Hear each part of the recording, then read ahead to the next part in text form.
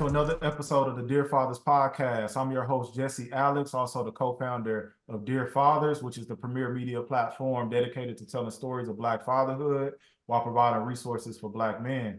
I'm excited today, man. This guy played a huge role in music in the era when, I was growing up, graduated high school, things of that nature. So this will forever be special to me. And he's still doing amazing things to this day. So I want to welcome rapper known for songs like It's Going Down, I Know You See It, also a syndicated radio host, and amazing father, of course, Yung Joc. Welcome to the Dear Fathers podcast, man. How you doing today? I'm good, brother. Thank you for having me. Yeah, no problem, man. I'm excited. This platform is for brothers like yourself, man. To come on and talk about who you are as a Black man and Black father. So, we just getting straight into it, man. Take us back to your upbringing, man. Who were you before, the fame? Who was Yung Joc before the fame? And specifically, describe, your parents and like how they raised you. Here's an interesting thing, man. I didn't know my father until about 5, my biological father. And that was just, the arrangements he and my mother had. Uh, so it wasn't she just was like, look, you don't have to be in his life. It was a situation at the moment. He was married. She was like, I'm gonna protect the situation the best I can. She married shortly after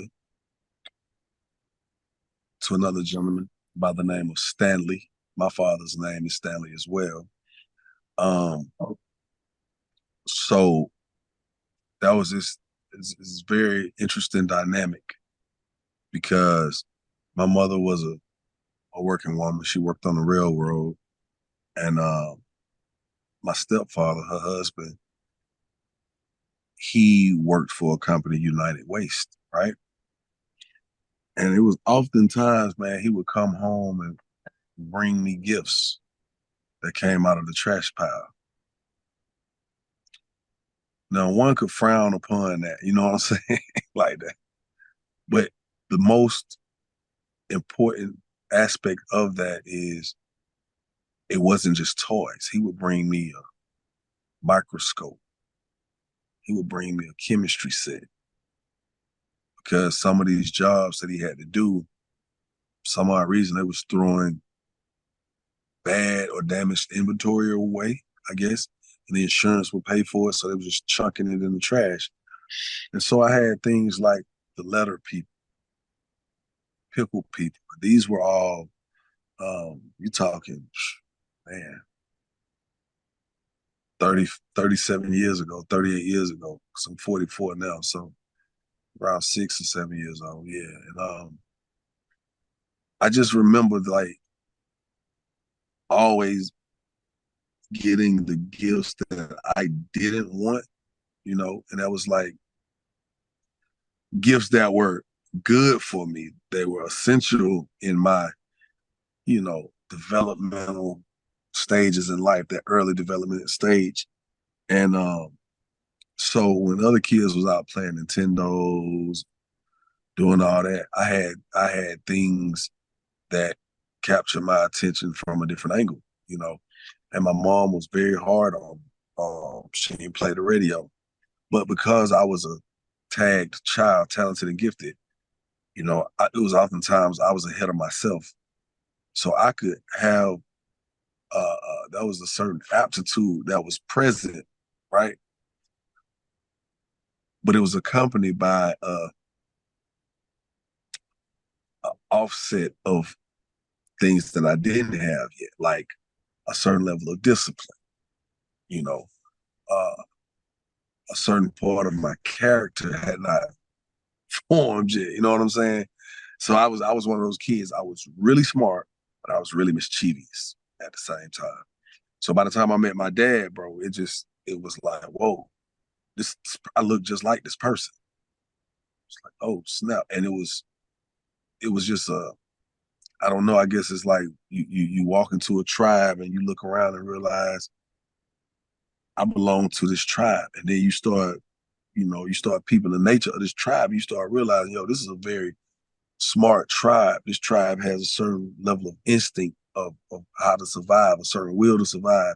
So it started changing who I was as a child, and I started to develop more of an understanding of a disciplined nature, a different rearing, different upbringing. So, I never really told nobody this story ever. As long as I've been doing interviews in my entire career, I've never ever spoke of that in that capacity in describing my childhood early on. No, that's what's up, man. I love to hear that, and I appreciate you sharing that with us here today. I'm interested though, like, you said your mom remarried, you didn't meet your dad till you were 5. When you did meet your dad and you had that stepfather, what was that dynamic like? Were they both playing, father figures in your life, like, Oh yeah, and oh just yeah. kind of what was that dynamic and having then two father figures in your life? Was there any battles or struggles on what that looked like, or was it just a You smooth? know, to be honest with you, the beginning stages of it, it wasn't any problems because my stepfather, he had a certain level of intellect as well. Uh, Rest his soul. He had a certain level of discipline too, but also I was not his biological child. And in a lot of cases, that really doesn't mean a lot. But it's the moment you realize, oh, I do have a father that is my father. So he's not my real father. So it was moments where I'd be like, if I felt like he was being mean, of course now I'm thinking, man, is my real father gonna be like this too? But I think I was able to understand that it's good. I got two heroes on my side and a mother, which is a hero too. So, but then my father, check this out. My father also had a long-term girlfriend at that moment, at that time. And I remember them getting engaged and I remember them being married, so I had essentially two mothers and two fathers.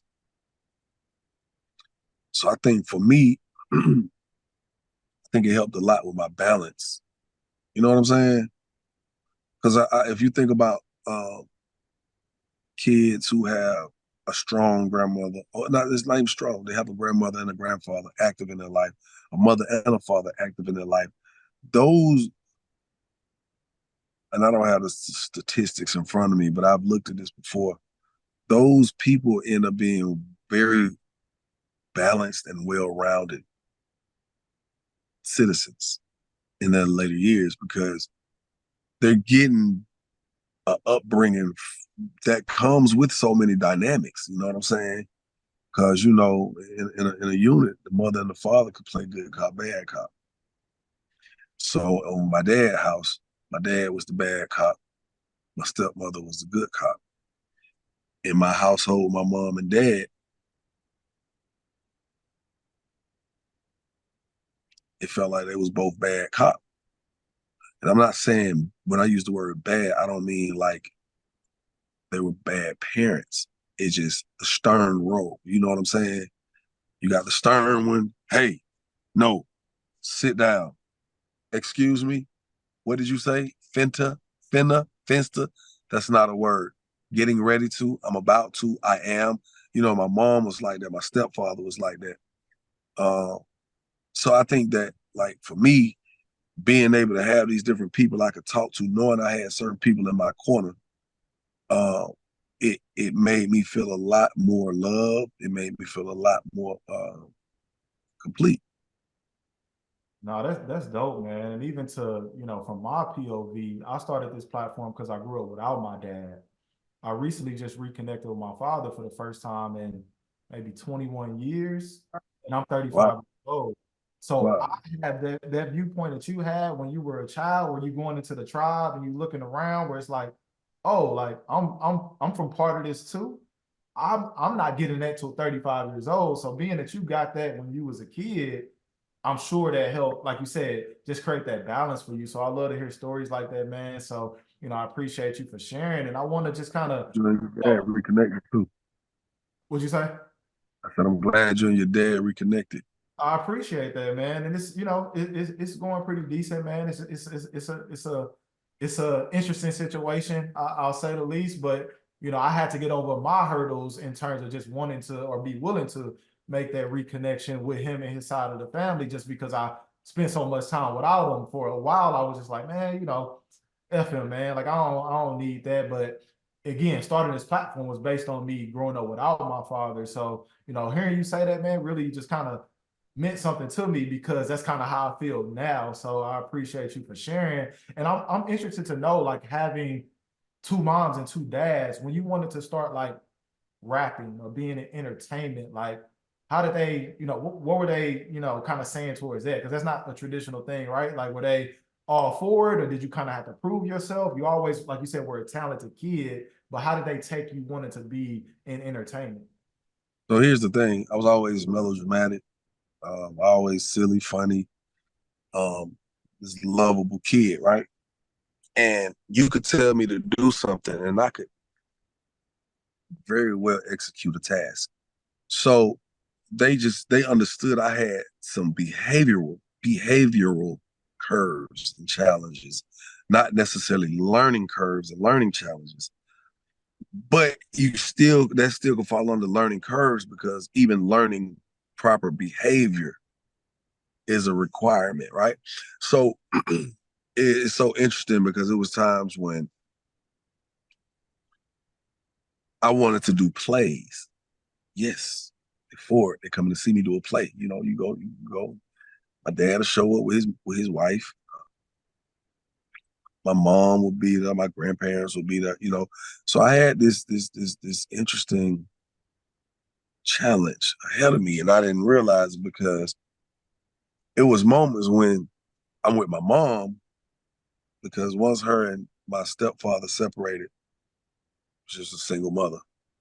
My mom didn't have a lot of guys in and out. My mom never really exposed me to any type of promiscuous behavior. So I never knew my mom to date really for real. Um, and maybe that's why she was so, I don't want to use the word mean, just stern. Um, because she was always able to constantly focus on what was going on with her children. You know what I'm saying? Opposed to, being a little swept off her feet here and there and going out on dates and being loved on properly by a man. And if that was going on, I never shared in that. I never shared that space with her because I didn't see it. Meaning, like I never saw her be properly courted. I never saw a man really open the door for my mother and make sure she was good. I never seen a man stop what he was doing and make sure my mother got that teddy bear that she wanted at the fair. I didn't see any of that. But my mom stressed that that's the type of man that I had to be. And that was the reason why she was single, because she wasn't going to deal with nobody who wouldn't treat her properly. You know what I'm saying? So my mom saw me being the little kid that was trying to rap and do all that.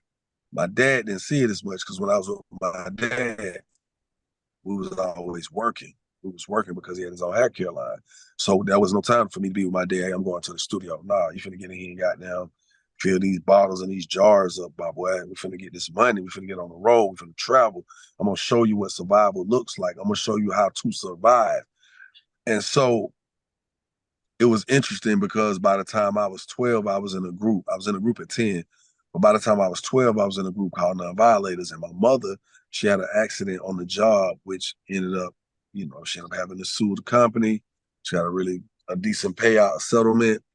And I remember her buying a van because she used to go back and forth to Anniston, Alabama to take the people from the hood to go play bingo. And after a while, she got tired of doing that because it was taking her away from home too much. And she dedicated that van to my group so we could travel. So she was there and saw more of that aspect of me being molded into this entertainer. Not saying my dad didn't see it, but he didn't see it as much. We'd be on the road, he'd be like, so you taking the rap thing serious? Like, well, I don't ever see you writing. Like, cause I like to be in my own space. He said, well, one thing that's gonna make you better is you're gonna have to challenge yourself to be able to do that when you're not in your comfortable space. He said, because right now you're not being productive in the field you're trying to go in. And I see that you're adamant about it, but you're not taking this time to properly hone your craft because you're not comfortable in this setting. Learn to get comfortable in uncomfortable settings. And when he started stressing that to me, he brought me a composition book. I never forget it. The black and white joint on the front. Uh, and I started writing. So now that also opened another lane in our relationship because now I'm able to get that. Yeah, now that's tough. Or I don't know. I don't know. I don't get it. I don't get it. I help me understand. I don't know what that means. That don't make sense. And so that's when it became real. It was like, okay, this boy want to rap. Yeah. Go for what you know. Do you think? I love to hear that, man, because although he didn't see it, he could still provide you some type of guidance and advice that you can use in your journey, man. So I love that Yeah. although he didn't, see it, he still tapped in with you and was able to kind of just guide you. And I think that's what a father is there for, man. So I'm glad you had your mom who supported you along the journey, but then also your father too. That's dope. And I want to fast forward to, let's say, 2006. You had it's going down, come out. I know you see it. That was kind of that era. And like I said in the beginning, that was special for me because I graduated high school in '06. I wonder for you, like, what was that era like for you just being, all the hard work you put in as a kid, being in groups and doing different things, just getting to that point where like your music is just taking over the entire world, people doing dances. Like, what was that like for you? It was interesting because at that point now I'm a father. Um, you know, it was some moments, man. I was in some challenging situations. You know, my brother had the weed, pounds and pounds and pounds, bales of weed. So, you know, here I am. We winning talent shows. I'm winning every open mic I'm going to, and it's a few that I didn't win. And I felt like, damn, that was just God showing me how the world works sometimes. And it helped me understand economics as well because I would be doing these open mics, and although the crowd was lit for me, right? These open mics, the circuit really would be based on crowd participation and crowd involvement. And a lot of times, if it's a crew over there and it's 25 people in their crew, even though you're snapping or you doing your thing on this particular showcase, they can't give you that much love because they're with somebody they're trying to win. They're trying to help win. And I just remember a few times when I was like, damn, man, how the fuck why didn't I win? Well, so everybody was up. They're like, yeah, but them cats right now, they be coming 40 deep and they come every week. They had to win. So then that made me start realizing I need to move around with people to support me. And the best way to get people to support me, I had to support people. So that's why I was going to all the different open mics, things like that. And even when I had this going down, it hadn't popped yet. But because I knew it was going to be a hit, I wasn't even performing it in some of those places because I didn't want people to think that, I didn't want people to hate on me like, damn, what he on. Like, so I would just do other songs. Like, I had this song called Thousand Ones, and I had this one uh, called Now Another. So I was doing them songs while I got this going down. And people didn't even know I had the hit. So I started building that following. So I was supporting people so they support me. Then one day the cat was out the band. Boom. Greg Street got a hold to the record. You know what I'm saying? I think Nitty sent it to Greg Street and my boy uh, Jermaine, call him Fresh. Fresh set me up with Carl Mo. Carl Mo set me up with Block. Of course, now it's me, Chino, Block. Now we got Diddy involved. So things began to look up, started to change. Money was coming in, it started happening. And the craziest thing, bro, is when somebody just they know you, right? Then one day they realize like, Yeah. Boy, you finna be rich. Boy, you finna be that. And so people be looking at you, and you out and about just kicking, and you run to people from school. They're like, bro, when you start rapping? I've been rapping since I was 10. Why I ain't never know? Because a part of being with my father, he's a salesman, right? And he never wanted to put his name on a product that he didn't fully believe in just yet. So he had certain products that he'd been working on for years, but they never had come out yet. So he wasn't promoting them. So when I didn't feel comfortable about something, I wouldn't promote it. I wouldn't, oh, like I'm home. Really Like, gonna damn, I'm home. yeah. Oh, that's what's up, man. I'm You in got circles. I'm hanging out with, I'm here hanging out with Paris Hilton. I'm looking at Paris Hilton and she's right there with me. I'm like, damn, I'm looking over here. I'm like, yo, that's LL Cool J. Like, damn, I am in Gamora Lee Simmons' house. That beautiful. Good God.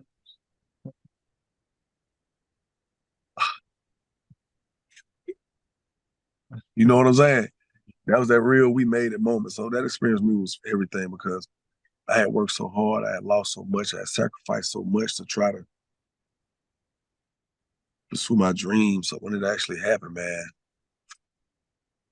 I was so humbled. I was so just like thankful. I couldn't thank God enough. It was days that everybody else around like, you that? Are you the man? I'm like, yeah, but I don't even feel like that. I'm just happy to be here and I'm happy to be living out my dreams. but you done been through so much to get there. It's like when you get there, you like, man, like I'm just grateful. You know what I'm saying? So I feel that wholeheartedly, man. And like I said, it was a very special time for me in that era. But even now, man, like almost 20 years later, like how does it feel for you for those songs to still be used on TikTok videos and just circulating around the world? People still doing the dances. Like that's a longevity that a lot of people can't say that they have in terms of that impact. So like almost 20 years later, how does that feel? It feels like everything that I wanted it and wanted it to be, imagined it to be, dreamed it to be, longed for it to be, worked hard for it to be. So I'm not in a, damn, I can't believe it. You know, you say I can't believe this when it's just like it just happened. You just got lucky and it happened like that. What? You know, just think about it. It's almost like imagine becoming a meme one day, right? You just say you just chilling. You just like right now we doing the interview. I say something in the interview. It don't sound that outstanding to me or that prolific or profound, but when people see that clip, now they cut that one part of the clip, and now people using something that I may say. That is a damn, I didn't know it was gonna happen moment. You know what I'm saying? But now when we're saying, hey, we need to make something that people are gonna use and say, and it happens, then you're like, job well done, task properly executed, you know. So when I see that my music, just like right now, on songs like Buy You a Drink, I remember um, having the opportunity to do Buy You a Drink, and I did it without a doubt. They came up, was like, it's cool, but it ain't. I'm like, man, I'm snapping. You need a metaphor, some similes? They're like, yeah, but it's a record for women, not like for, let's buy you a drink. Nobody trying to think too hard. We talking about getting drunk. They like, talk that shit, talk like Joc. Give me that. Dang, dang, dang. I was like, won't you meet me at the bar? Respect big pimping, right? Something in my mind said, hey, do not let this record get away because of your ego. You feel like you Young Joc, you're established now. You're rich. You sitting on 10 million. Can't nobody tell you go rewrite your verse. But I said to myself, in this case, I'm gonna let somebody tell me to rewrite my verse and I'm gonna go do it. And I did it, right? So that's what it looks like when you say job well done, task properly executed. So now to go back to what you said, last year, boom, Bounty.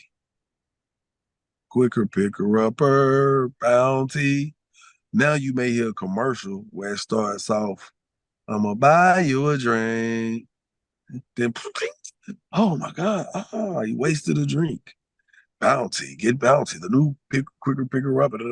That's a commercial. That's a check. Boom. Last night, I opened my email. My attorney, I'm like, oh, what's this? Boom. The new Grand Theft Auto. It's called America. What do they want to do? They want to license these same songs. So when you doing things the right way, and you stand on business, like we like to use that phrase today, you stand on that business stand up for you. And that's what it feels like. So to sit back and like, another check, another check, another check. This is what you sacrifice for. This is what you work so hard for. And this is the reason why I don't understand why a lot of cats who have worked so hard to become who they are and still go out and do dumb, frivolous things that take it all away. But I think that just goes back to like upbringing, right? You talked about discipline from the jump. That was established when you was younger. So when you got into a space or when it happened for you, you had that discipline to know, like, you're gonna do it the right way. You think that's what it was? You see what I'm doing? I'm telling you, you feel me. Yeah. You know what I'm saying? Because I mean, it's important. And you know what? I have to attribute that to that upbringing. I have to, because I be around a lot of cats, and I give a perfect example. Not to put too much out there, but to put it out there in a very respectful and candid way. I could be around certain entertainers or people, and everybody could be smoking weed, and they'll pass the blunt right past me. They'll be like, "Yeah, Joc, you don't smoke weed." I'll be like, "Oh, but I do. Probably more than y'all." But there's a level of discipline and reservation within me that says, why do I got to promote what I do? It ain't making me no money. Now, in today's society, they got cannabis. I mean, you got these dispensaries, you got lines of, people got their own lines now. Wiz Khalifa got a, Mike Tyson got. So now it's more of a cooler thing to do. And even then, even that, knowing because I'm a father and I have kids, that's one income that I've just chose to say I'm cool on. Right. And to that point, man, like, just speaking on, fatherhood and your journey so far, you mentioned when 2006 came around, you were a father at the time. Was that hard to balance all of that fame or all of the fame, the new fame, while also trying to be a dad? What was that juggle like? on. It really wasn't that hard because my kids were young. When I came out, I only had my oldest son, Amoni, my oldest daughter, Corey, and my wife at the time. She was pregnant with my second son. So by the time we dropped, Amir was born in January. It's going down, was bubbling. You know what I'm saying? So they were kids. It was nothing. I didn't have to take them places that I didn't want them at. So it wasn't hard. The hardest part was trying to balance uh, a thriving career, a fresh thriving career, and a fresh journey of marriage and fatherhood and parenthood. You know what I'm saying? And I think, that was kind of like, okay, but I'm coming home with that bag. I'm coming home to a home that was purchased with that bag. And, so it was kind of like, shit, this ain't no different if I was in the military or the president of the United States. Now, we think of the president as a wholesome person at all times, right? They got family and they take the family photo ops, and that's what it is. How much time do you think a president spent with his children? How much? See what I'm saying? So those were the things that thought process helped me not feel like a bad parent. Okay. That thought process. Because if I didn't have that thought process, I'd be like, man, I ain't spending enough time with my kids. No, I feel that, man. And like, even to this day, like right now, 8 children, right? You got 8 kids? 9, Nine kids, I think 4 baby mothers, 5. five, 9 kids, 5 baby moms, right? Like, how do you balance all the personalities and the nuances between co-parenting with 9 kids and 5 baby mothers? I'm pretty sure there's some hurdles that you got to get over. How do you balance it all? For the most part, all the mothers are respectful to one another. They're all respectful to me. They're all respectful to my wife, Kendra. Kendra's respectful to all of them. Let's get that straight. Then there's tiers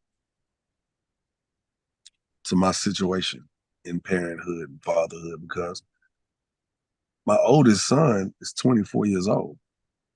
So it's so interesting when I hear women like, "Oh, I couldn't be with a man with all them kids." Why can't you? He can afford all his kids. He's raised and properly reared all of his kids.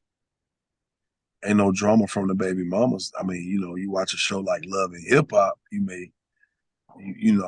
think, oh, this happening all the time. If it was happening all the time, we'd be all over the blog sites all the time. It's not like that.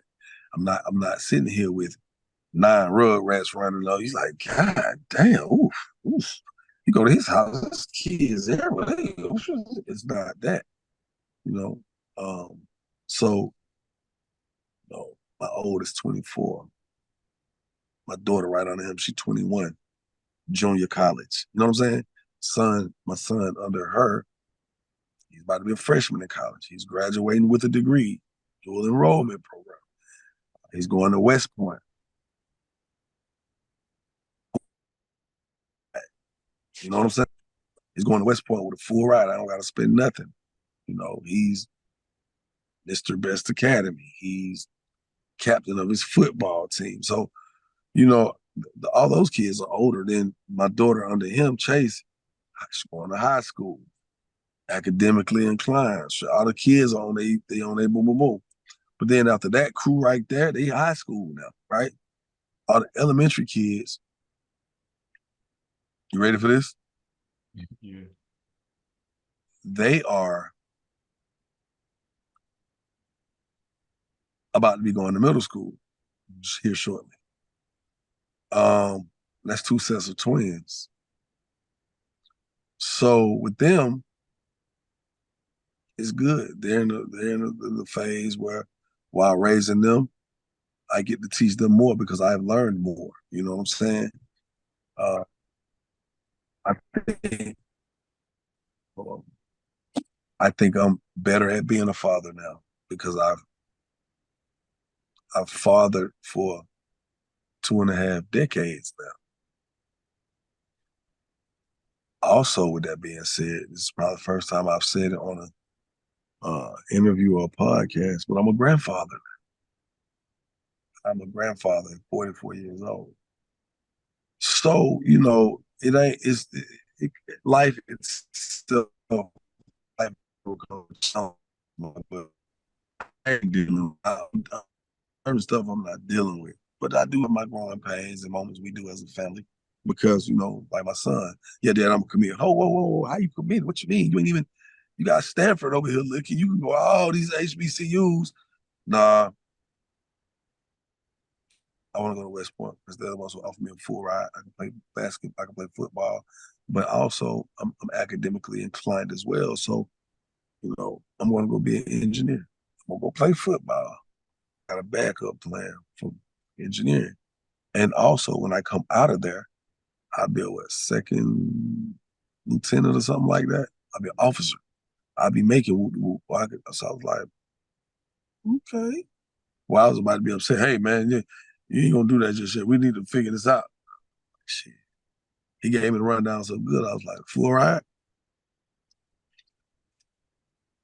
They ride out. You know what I mean? So Where do you think that comes from? Like, you being an entertainment rapper, all those things, and he's like, that's his path. Like, where do you think that came from in terms of him just wanting to take that direction? And have any of your kids or any of your kids wanted to be in entertainment, music, or any of those things? my oldest son, money. He could sing. His mother could sing. So he's kind of trying to find this balance between singing and rapping. He does them both well. Just trying to find himself, the image, the whole delivery of who he is.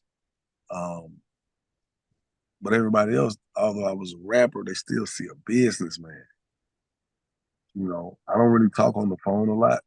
So when I'm on the phone, it's business, and it's not just music business. Yeah.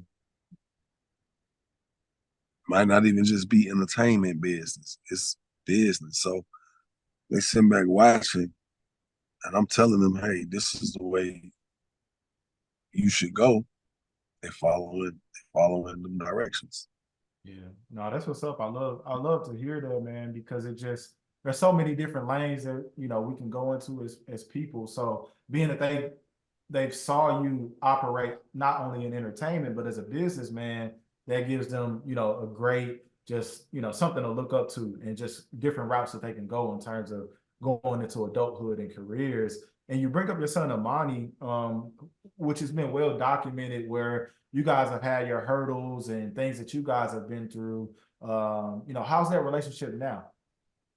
It's great. I think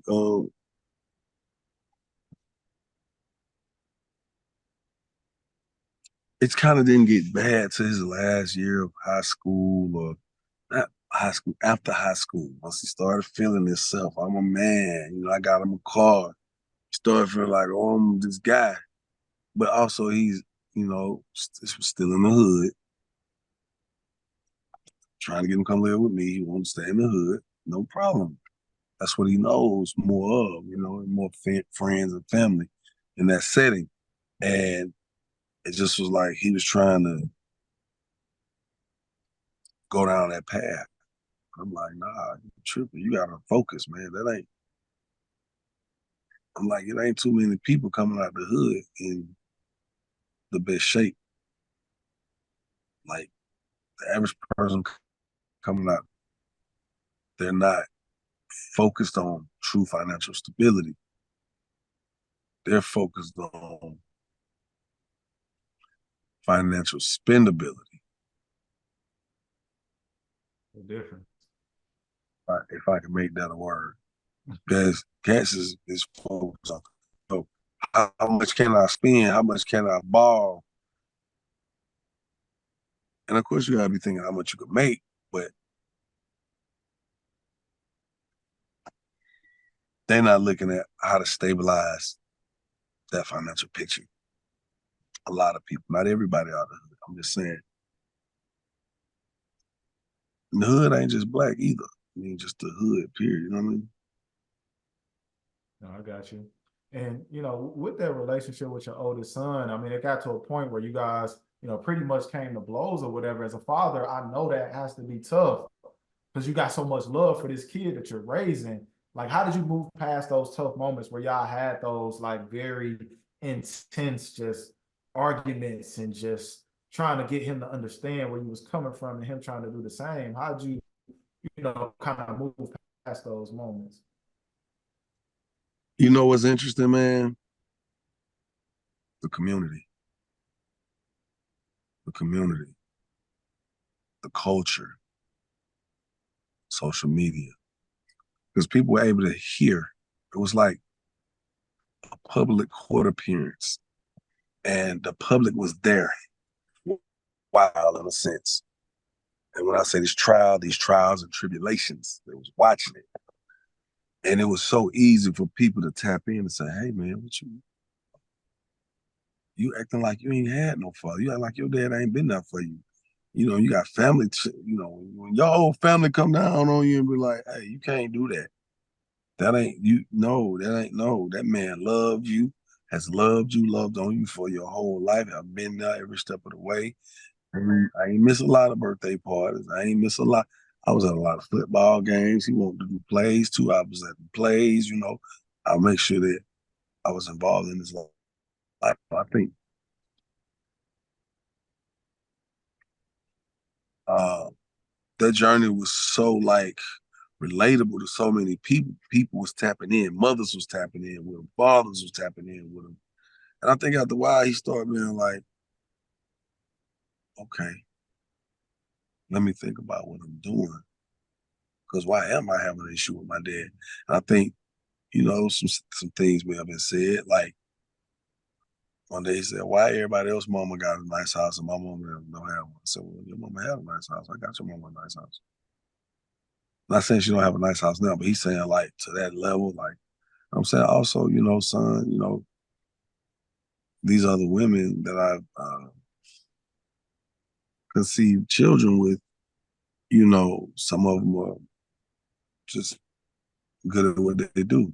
You got a college graduate who can make 6 to 7 figures. I can't, you can't shortchange her ability to make money. You can't. Um, so they got their money plus whatever child support I'm giving them. You know what I'm saying? So it would be little things like that where I think he felt like, maybe I didn't fully stand by his mother. But of course, by the time we were walking away from each other, he was a kid. I didn't want to walk away. I read texts a lot. People all say, oh, you create all these broken homes. I said, well, the thing about this is I didn't create a broken home and start my children's life. And it wasn't me who necessarily created the broken home. Because sometimes people want to be able to do what they want to do when they want to do it, how they want to do it, for whatever reason why they want to do it. So let's just say, and I'm not gonna say who, but let's just say you got a woman and a man, and the man is trying his best to keep his unit together, and the woman like, boy, you got a bag, and I can't really get the bag out of you this way. But if I break up with you and take your ass to court, the judge is gonna make you give me a certain amount of money. I'm just saying, just think about that for a second. Just if you just step back and think about like, well, if we together, I can get some things, I can ask you for some things, but I might not be able to guarantee that, or it might not be guaranteed that because we dating, you're gonna get $5,000 because we dating. But if we break up, I get child support and $5,000 a month. That's guaranteed. I'm gonna get the money, and I can do what I want to do with the money. Not just, oh, you bought me some, or you gave me allowance or some money, and okay, we out to eat, we going around doing stuff. But somebody want that money themselves. So I know I'm going off on a tangent, but we talking about fatherhood, and these are some of the things that don't get said much. And the only reason I went off on that tangent down this vein is because I see people say things, oh, you created these broken homes. I'm like, yo, well. So with me and my first son's mother, I remember us having an argument, and it went. She got physical. Her and her cousin jumped me. I never forget that. Her and Kim. And I had to put their ass in the closet because they was trying to kill my ass, right? And she said, I don't want anything to do with you. I hate you. I want you out of my life. I'm like, you don't mean that, do you? Like, why are we breaking up right now? I'm not even in the wrong. It's proven that I'm not in the wrong, right? And I believe if I was in the wrong, we would have stayed together. Because then at that point, I would have been trying to make it right, from where I screwed up. But because I wasn't wrong and it got to that extreme and I wasn't wrong, I didn't do what you accused me of doing. And you told me you hate me and you don't want me in your life. That put me in a position where I said, well, there's no future here because here I am. I ain't even do nothing wrong and I get treated like this. So I hate to see what happened if I do something wrong. And for that reason, I was out. Yeah. And she didn't let up. She stood on business. So people like to say, you creating these broken homes. Sometimes the man don't want to leave. Sometimes the man don't want it to be over with. Sometimes the man does not want to be extracted from where he considers his home. He want to keep his unit together. And sometimes it's women who are just, and I'm not saying women are bad people. I'm just saying sometimes women have the power to put an end to things. Because a man can say, I don't want to be with you no more, right? And a woman can sway her way back in. All she got to do is be soft and gentle and love on him. Cook him some food, rub his head, rub his feet when he's tired. All right, baby. Man, I'm sorry. You know, because it's gonna be hard to get a new woman to come right in and grant him that type of affection and attention right off. And sometimes we don't like. It's just like a man. You don't want to skip a meal, do you? So you also don't want to skip good treatment. So I don't want to have to meet a bunch of people and try to find who gonna give me that treatment, then build that relationship up again. That's why a lot of people stay in relationships, because they don't want to go without. Now you reverse that and let a woman say she's done. You can come back and try to be protective. You can come back and try to shower her with gifts. You can come back and try to love on her and all that. When a woman stand on that bed, they're gonna stand on that bed. It's a little different. So a lot of times the broken home it's not just in part because of the father. No, I totally hear what you're saying, man. You don't gotta apologize for just running on a tangent because, like you said, those things don't get said a lot, but they need to be said. They need to be talked about, and that's what our platform is all about. And I'm curious, like from that experience to now being remarried, what things have you learned from your past experiences that are making you a better man and father today? Well, you ever fought with a friend, close friend? You ever had a fight with a close friend, somebody you love and care about? And you be like, man, things will never be the same after this. Then you look up 2 days later, maybe 3 days later, and y'all over that shit.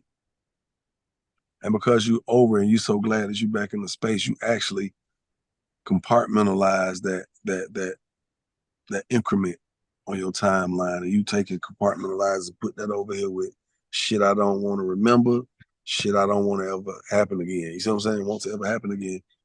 And I think that is one of the things that I've learned. So like, if me and my wife get in an argument today, I don't have to have the last word.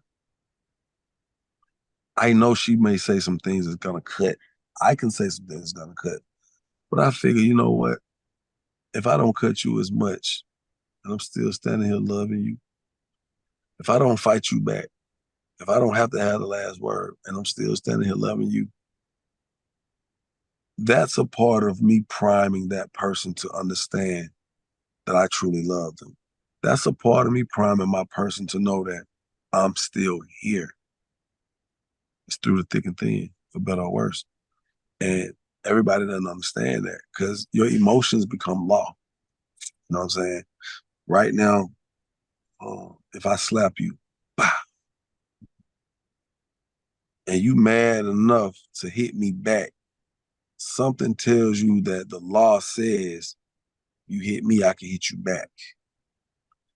So that emotion becomes a law. So if I say something that rubs you the wrong way, your logical goes out the window and your emotional steps up and takes the forefront, takes the wheel. And a lot of times your emotional space will make you crash out. So in my marriage, I learned to not be as emotional and take that energy and put that. I want to make sure that is going over to the other side, to the logical side. And that means that I'm gonna sit here and think about it like, Has there been any therapy involved in that getting to know yourself and just being able to grow over the years? you know what?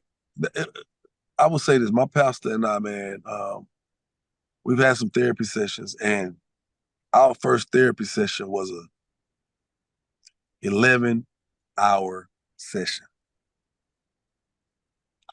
He called me, he said, man, you say you need to talk to me. I need to know what's going on because you're sounding like something wrong. He said, and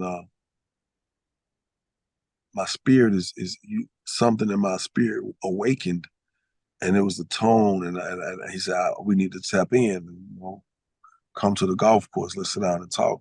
We got to talking, and you know, I told him I had done something, and I didn't know how I was going to change the trajectory of my future, the trajectory of the relationship with my then fiance. And I was just like, I was low, one of those low moments again. And we talked and we talked and we talked, I mean, for hours. Of course, we was in the process of handling business during that time, moving around those. But I was with my pastor for 11 hours. I don't think I ever spent that much time with no pastor, no person who's there to help me with any type of therapy. No, ever. Only a best friend, a brother, or a father, or a mother. You know what I'm saying? Or a sister. But I'm just saying, like, nobody outside of family that I've sat down to talk to about a problem or issue that I needed help with. And so those sessions, man, of course, they're not 11 hours. That was just that day. We spent the whole day really, like, trying to break this thing down and figure it out. So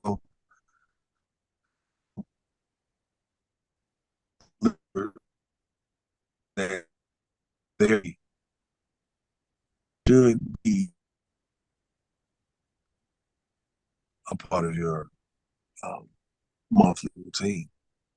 Yeah, no, I agree. Because, you know, when your phone bill due, when your phone bill come out, you get an assessment of all the calls made going in or going out or coming in. You get an assessment of how many text messages or emails, how many things you purchased over your phone. You know what I'm saying? You know, when you pay your mortgage, you get an assessment of, you know,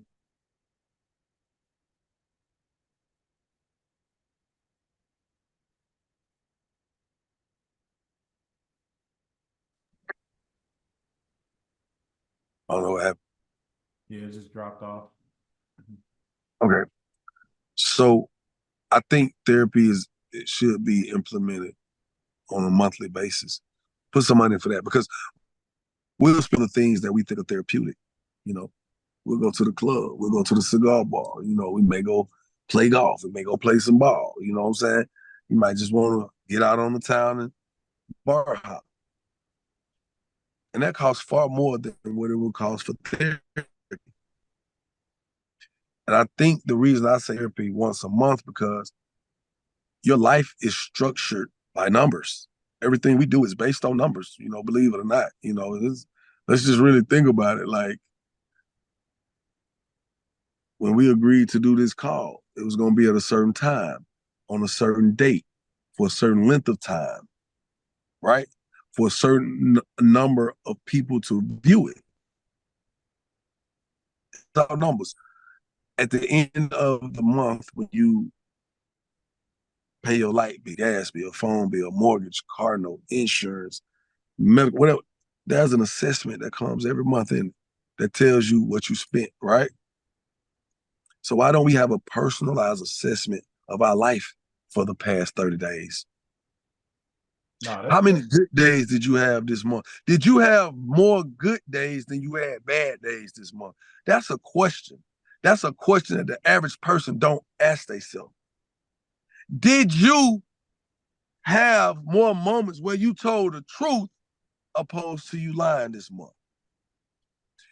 Did you have more days where you believed in yourself than days you didn't believe in yourself? You need a monthly assessment. And I hate to sound like a pastor, but that's the truth. And I never said this ever in my life. This is the first time I ever said that. And you brought that out of me, brother. And I appreciate that because now I get to talk about this more. Remember how we talked about that mean thing Mhm. earlier? How some might just come about and you don't even realize. But that's one of those things that mess around and go viral because people will sit back and say, damn, you're right. And they want to share that. And the next person say, damn, you're right. I want to seem like this was good knowledge to share. Share. Mhm. Pass along. Pass along. You realize that one little moment in time, those few seconds of what I said based on numbers.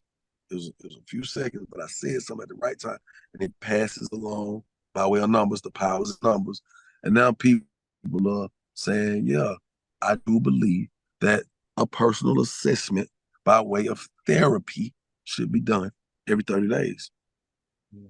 No, that's facts, man. That's definitely a gem, and I agree with you wholeheartedly, man. Like I saw this quote the other day, and it said, being a father helps you fight back.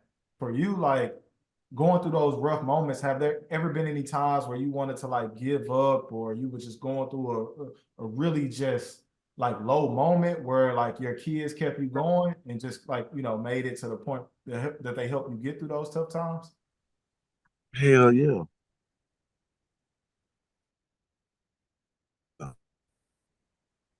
Because adults don't help you get through it all the time. You know why? Because adult could look at you into something wrong. They could hear what you're talking about on the phone. Everybody, right now, you could be sitting there and somebody know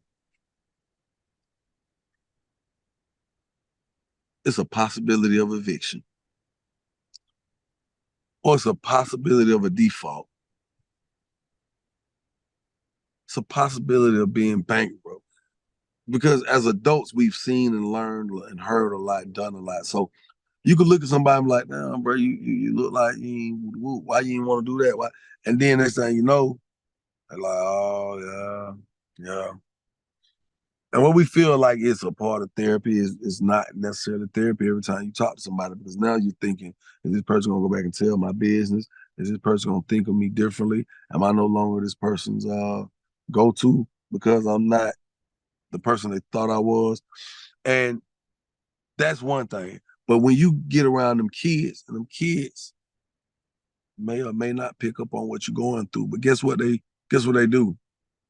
They let you know that they feel everything gonna be all right because they happy as hell to see you. They want to tell you about their day. They want to tell you something funny that they just did right before you out the door. They want to ask you some questions. And at that moment, you tell yourself, man,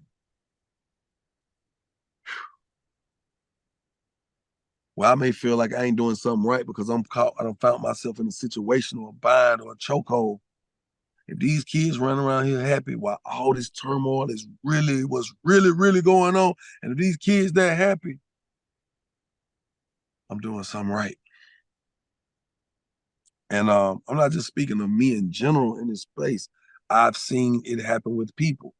Like, damn, bro, going through it, but man, his daughter just said the cutest shit, man, and it just he got all his woes.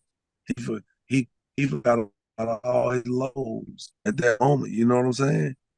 And so that's yes, kids. My kids have definitely helped me in some bad No, times. I love to hear that, man. And just speaking about like, you know, when you raise men, you raise young women, like what has been your different approach or your approach to raising your girls versus raising your boys? Do you approach those things differently?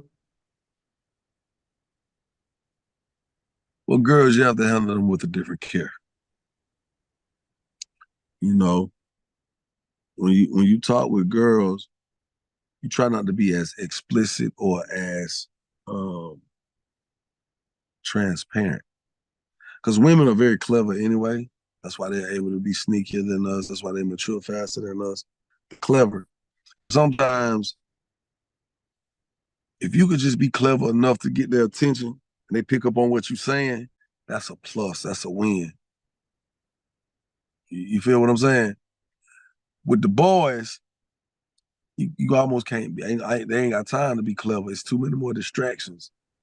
Oh, yeah, I heard you. You know, yes, but you heard what I said? Yeah, what I say? Can you preach this up? You didn't hear me.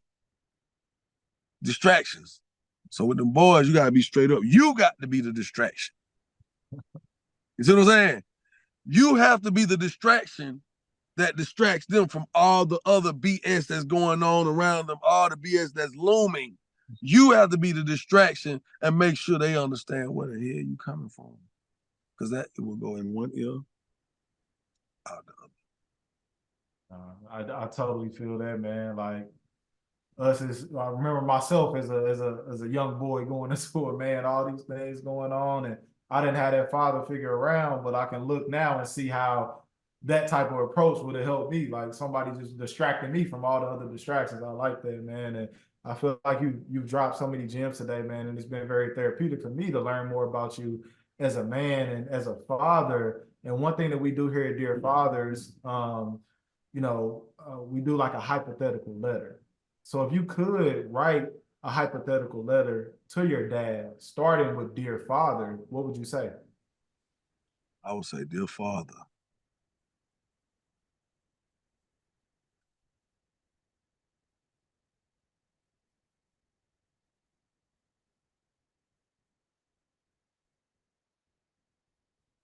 I would tell him,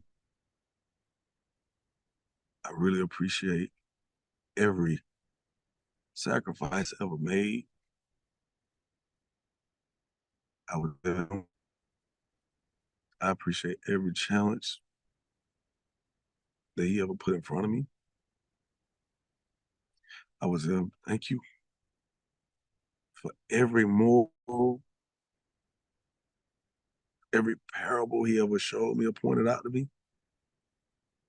I would tell my father, thank you for showing me how to be a man. Thank you for never turning your back on me. Thank you for always like just, man, being there for me.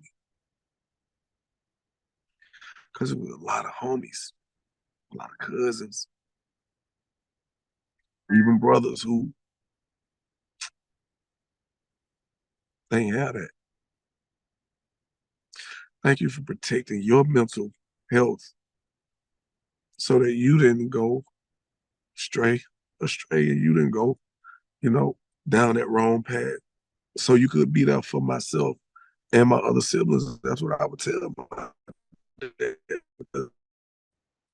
He's been one of the most genuine people in my life, one of the most solid people in my life, you know?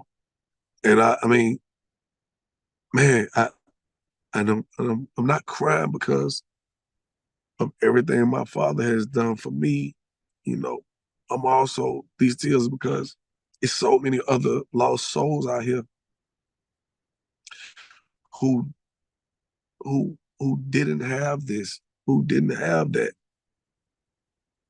And so my tears are, I'm thankful on one end that I had this from my father, but I also realize in knowing what I have and where I'm at today, when we ask a lot of questions about other friends and people that we see who just didn't turn out right or didn't make it past a certain age or their life in shambles or they behind bars. I hurt for them, man. I hurt for them because this very moment after doing this interview, I realized why so many of my brothers have been led astray because that foundation wasn't as strong as it could have been or should have been.